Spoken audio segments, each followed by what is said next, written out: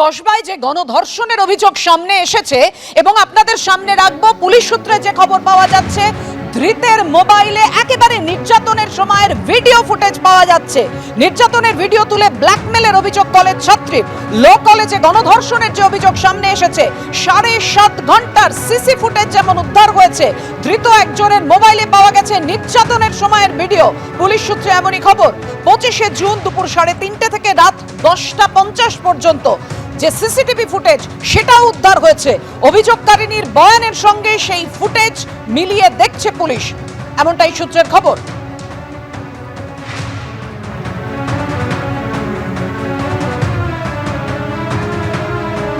আইনের কলেজে আইনের ছাত্রীকে গণধর্ষণের অভিযোগ, মিলল নির্যাতনের ভিডিও। নির্যাতনের সময়কার ভিডিও পাওয়া গেছে ধৃত একজনের মোবাইলে, অর্থাৎ যে অভিযোগ বারবার করে আসছিলেন নির্যাতিতা, সেই ভিডিও ফুটেজ উদ্ধার হয়েছে ধৃতর একজনের মোবাইল থেকে, এমনটাই পুলিশ সূত্রে খবর।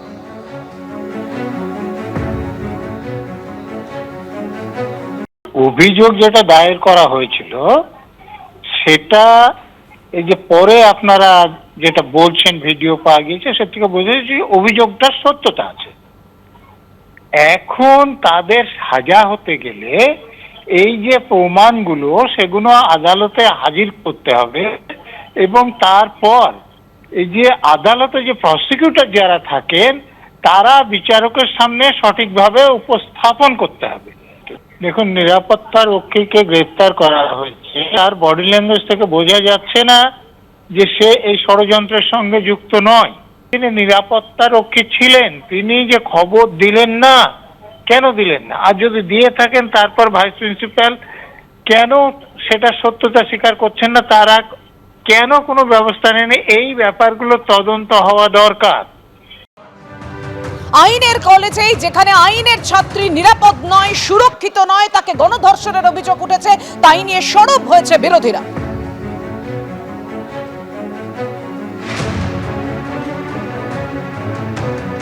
সম্পূর্ণ কলেজ ক্যাম্পাসগুলো বিভিন্ন জায়গার হস্টেলকে এরা দুষ্কৃতীদের আখড়া বানিয়ে ফেলেছে।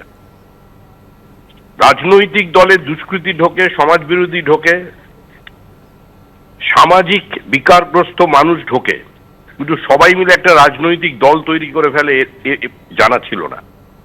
এর দায়িত্ব বা এর দায়ভার থেকে তো দল নিজেকে সরিয়ে নিতে পারে না, কারণ যে ছেলেটি আজকে এই ঘটনা ঘটিয়েছে বা তার নেতৃত্বে যারা ঘটিয়েছে তারা প্রত্যেকে তৃণমূল কংগ্রেসের সঙ্গে অঙ্গাঙ্গিভাবে জড়িত। তারা তৃণমূল কংগ্রেসের নেতা, তাদের নামে দেওয়াল লিখন হয়েছে, গভর্নিং বডির চাপে তাকে অস্থায়ী কর্মী হিসেবে ওখানে নিযুক্ত করা হয়েছে, বিভিন্ন নেতাদের সঙ্গে তার ছবি। ঘটনা যে ঘটেছে এটা তো প্রথম দিনই প্রমাণিত তার এফআইআর থেকে। তৃণমূল কংগ্রেস যতদিন থাকবে ততদিন এ অবস্থাই চলবে। এই ঘটনাটা যে ঘটেছে এই নিয়ে তো খুব একটা সন্দেহের অবকাশ কোথাও ছিল না এবং কেউই এটাকে খুব একটা অস্বীকার করার চেষ্টা করেনি। পুলিশ যা প্রমাণ পাওয়ার পেয়েছে, এবার আমরা আশা করবো তাড়াতাড়ি কনভিকশন হবে, শাস্তি পাবে এবং আর্যিকরের মতো হবে। আমি এইটুকু বলছি যে এই প্রমাণগুলো শুধুমাত্র ওই একটা ধর্ষণের ঘটনার প্রমাণ নাকি গোটা পশ্চিমবাংলার কলেজগুলোতে তৃণমূল কংগ্রেসের নেতৃত্বে কি জঙ্গলরাজ চলছে এগুলো তার প্রমাণ। একটা তৃণমূলের নেতা, মানে এগুলো আমরা খুব থার্ড গ্রেড হিন্দি সিনেমায়, হ্যাঁ, বলিউডের কিছু ওয়েব সিরিজে দেখতাম, দেখে ভাবতাম বোধহয় এগুলো বোধহয় একটু বাড়িয়ে চড়িয়ে দেখো, এরকম বাস্তবে হতে পারে না। এক্ষেত্রে আমরা কি দেখছি বাস্তবে, একটা তৃণমূলের নেতা একটা মেয়েকে টানতে টানতে নিয়ে গেল একটা কলেজে, গার্ডের কাছে গিয়ে বললো এই তোর ঘরটাকে খালি করে একটু বাইরে বেরো, আমার এই ঘরের ভেতরে এখন মেয়েটাকে ধর্ষণ করবো। গার্ড চুপচাপ বেরিয়ে গেল, কলেজে সেই সময় ভাইস প্রিন্সিপাল উপস্থিত। খালি একটা ধর্ষণের প্রমাণ নয়, মমতা বন্দ্যোপাধ্যায় আমাদের রাজ্যটাকে কি নরক বানিয়েছেন এটা তার প্রমাণ।